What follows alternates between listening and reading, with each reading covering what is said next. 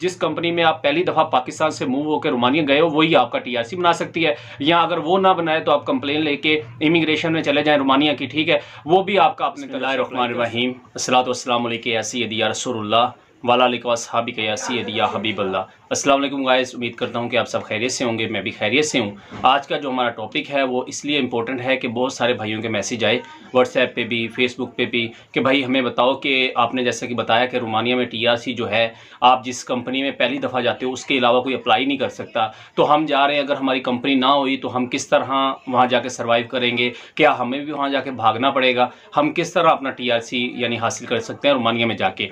तो मैंने इसके बारे में फिर थोड़ी सी इन्फॉर्मेशन इकट्ठी की। ऐसे भाई जो कि रोमानिया में रहते हैं या ऐसे भाई जो रोमानिया से होकर पाकिस्तान वापस आए हैं, दोबारा उन्होंने जाना है, उनसे मेरी बात हुई है, तो जो उन्होंने मुझे बताया मैं आपके साथ शेयर करता हूं। वीडियो स्टार्ट करने से पहले आप सबसे गुजारिश है कि मेरे यूट्यूब चैनल को सब्सक्राइब कर लें, लाइक कर लें और बेल वाला आइकन को प्रेस कर दें ताकि आने वाली वीडियो का नोटिफिकेशन आप लोगों को मिलता रहे। सो गाइस, वीडियो करते हैं स्टार्ट। रोमानिया की टीआरसी पे हमने आज बात करनी है। पिछली दो वीडियो में जिसका नाम मैंने पार्ट 1 और पार्ट 2 रखा था, उनमें मैंने आपको बताया है कि पाकिस्तान से किस तरह आप रोमानिया तक का सफ़र करते हो और रोमानिया में जाके कौन सी मुश्किलात आती हैं। जिस भाई ने नहीं देखी वो जाके वीडियो देख सकता है। अब ये वीडियो इस लिहाज से बहुत सारी इंपॉर्टेंट है कि यार रोमानिया में चलो आप चले गए हो, पाकिस्तान से जैसे तैसे करके आपकी फ़्लाइट हो गई, आपने इमिग्रेशन भी क्लियर कर लिया, अब वहाँ जाके आपका जो स्टेटस है वो लीगल कैसे होगा, किस तरह आप रोमानिया की टीआरसी हासिल कर सकते हैं। तो मैंने पिछली वीडियो में थोड़ा सा हिंट दिया था, इसमें मैं थोड़ा खुल के आपको बताऊंगा।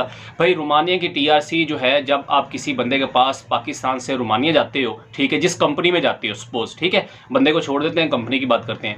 आप पाकिस्तान से सपोज किसी कंपनी में जाते हैं, वो कंपनी वाला आपको रिसीव करता है, रिसीव करने के बाद अपने घर ले जाता है या अपनी जो अकोमोडेशन होगी वहाँ ले जाता है और आपसे कहता है कि भाई मेरे पास काम नहीं है, 1-2 दिन रुको और उसके बाद गायब हो जाना, ठीक है, या आपको काम ढूंढ के देता हूँ। मैंने पिछली वीडियो में इसके बारे में बताया है। वो होते हैं सप्लाई कंपनी वाले, ठीक है, जो कि वहाँ पे सप्लाई एजेंसीज हैं, वो पाकिस्तान से बंदे लेती हैं, फिर वो उनको अपने पास स्टे करवाती हैं। ये सऊदीया और कतर में मैं रहा हूँ, वहाँ पे भी सप्लाई कंपनी काम करती हैं, ठीक है।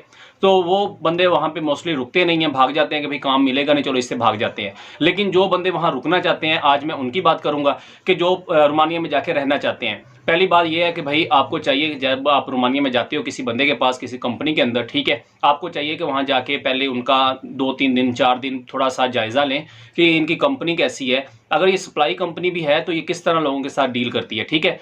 सपोज कि अगर आज आप रोमानिया में चले गए, आपको बंदा ले गया, अपनी रहायश पे रखा, उसने कहा जी 2-3 दिन बाद मैं आपको काम पे लगवा दूंगा, तो आप पहले दिन ही उससे बात करें, ठीक है जी, हम यहाँ से भागने नहीं आए हुए, हम रोमानिया में काम करने आए हुए हैं, अपना लीगल स्टेटस हम खराब करने नहीं आए हुए, ठीक है। अगर हमने डंकी लगानी होती या किधर उधर जाना होता तो हम पहले ही कहीं और चले जाते, ठीक है, बहुत सारे रास्ते हैं। तो आपने उनको बोलना है ठीक है आप हमें काम पे लगवा दो, जो खाना पीना है जैसे कि आपने हमें बोला है कि खाना पीना हमें खुद करना पड़ेगा, चलो आपने रहायश में दी हुई है, खाना पीना जब तक हमें जॉब नहीं मिलती उसमें आपका हफ्ता भी लग सकता है, 2 दिन भी, 4 दिन भी, इवन के आपको 15-20 दिन भी लग सकते हैं, ठीक है। तो जब आप कहेंगे उनसे कि मुझे जॉब पे आप जब लगाओगे तो हमारी जो टीआरसी है ना, हम आपकी कंपनी में आए हैं, हमारी टीआरसी आपने ही अप्लाई करनी है, बेशक काम कहीं और लगवा दो हमें।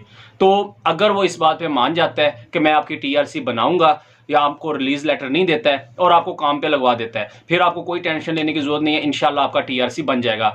लेकिन इसकी एक शर्त है, आपको टिक के एक जगह पे 3 या 4 माह काम करना पड़ेगा। उनको ये बताना पड़ेगा कि हम भागने नहीं आए हुए, हम यहाँ पे काम करने आए हुए हैं। पाकिस्तान का इमेज तो वैसे ही आपको पता है, जो बंदे पहले गए हैं उन्होंने भाग के खराब कर दिया है।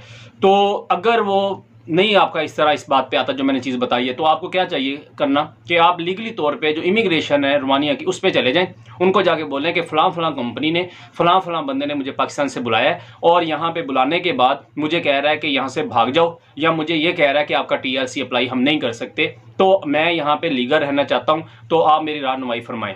तो ये 110% है। भाई ने बताया कि इमिग्रेशन बहुत जल्दी इस पर एक्ट करती है, हो सकता है कि वो आपकी जो इमिग्रेशन है रोमानिया की वही आपका टीआरसी अप्लाई कर दे, ठीक है ना, ये भी बहुत सारी पॉसिबिलिटी है। लेकिन मोस्टली जब आप उनसे बात करेंगे ना अपने ऑनर से जिसके पास आप जा रहे हो, तो जाहिर सी बात है आप उनको कह देना कि जो 1000 ली तकरीबन खर्चा आता है वो खर्चा हम बर्दाश्त कर लेंगे, लेकिन आप हमारा टीआरसी अप्लाई करवा दो, ठीक है। उसके बाद 2-4 क्वेश्चन हैं भाइयों के जो कि टीआरसी के ऊपर है। उन्होंने बताया कि यार रोमानिया में टीआरसी कौन बनाकर दे सकता है। भाई एक तो रोमानिया में टीआरसी वो बना कर दे सकता है जिस कंपनी में आप जा रहे हो फर्स्ट टाइम। अगर सेकंड जगह पे आपका परमिट भी आ गया लेकिन आपका वो टीआरसी नहीं बना सकता। जिस कंपनी में आप पहली दफा पाकिस्तान से मूव होकर रोमानिया गए हो वही आपका टीआरसी बना सकती है, या अगर वो ना बनाए तो आप कंप्लेन लेके इमिग्रेशन में चले जाएं रोमानिया की, ठीक है, वो भी आपका अपनी तरफ से अप्लाई कर सकती है।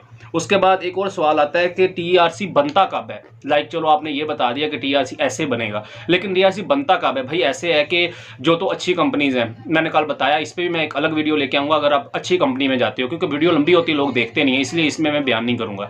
तो अगर तो आप लाइक किसी अच्छी कंपनी में जाते हो फिर तो आप सिरदर्दी नहीं है, वो उनकी मर्जी है, वो महीने बाद अप्लाई कर दें, 2 महीने बाद। लेकिन जैसे मैंने आपको बताया सप्लाई कंपनियों में आप जाते हैं, वो आपको जिस जगह पे रखवाते हैं ना, वो आपको महीना 1.5 2 तंग करते हैं। तंग करने से मुराद आपका काम चेक करते हैं, आपको देखते हैं कि आप भागोगे तो नहीं, क्योंकि मोस्टली लोग 2 दिन 3 दिन 4 दिन महीना 2 3 रुक के भी वहां से भाग जाते हैं। तो आपको चेक करते हैं, जब उनको ये पता चल जाता है ये बंदा भागने वाला नहीं है, तब आपकी टीआरसी अप्लाई हो जाती है। और रोमानिया इमिग्रेशन भी आपको यानी कि कहती है कि जब तक आपका स्टे है ना वहां पे, यानी 90 डेज का स्टिकर लगा हुआ है और 90 डेज के अंदर ही आपका अप्लाई करना होता है। वो आपका 45 डेज में आ जाता है अगर वो टाइम से अप्लाई कर दें। अगर वो देर करें तो इमिग्रेशन के साथ उनकी सेटिंग होती है, वो उनका काम है, ये आपका काम नहीं है।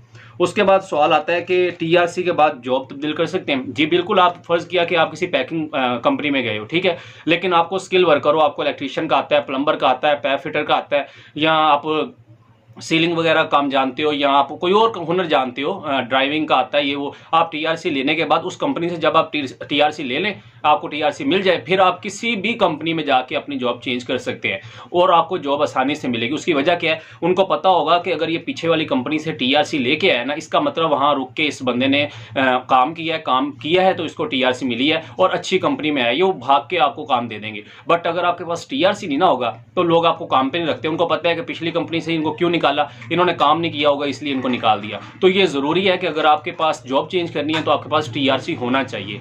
उसके बाद भाई पूछते हैं कि भाई लाइसेंस हमने चेंज करवाना है, वो कैसे करवा सकते हैं? तो भाई लाइसेंस भी आप तभी चेंज करवाओगे ना जब आपके पास उनका टीआरसी होगा, यानी कि टेम्परेरी रेजिडेंसी कार्ड होगा रोमानिया का, तभी आप पाकिस्तानी लाइसेंस को वहां जाके चेंज करवा सकते हो। और इंटरनेशनल नहीं करवाना है, सिंपल जो आपको कार्ड मिलता है पाकिस्तान से ड्राइविंग लाइसेंस का, वही लेके जाना है, वो आपका चेंज कर देंगे, लेकिन आफ्टर टीआरसी, ठीक है। उसके बाद अगर टीआरसी ना बने तो क्या करना चाहिए?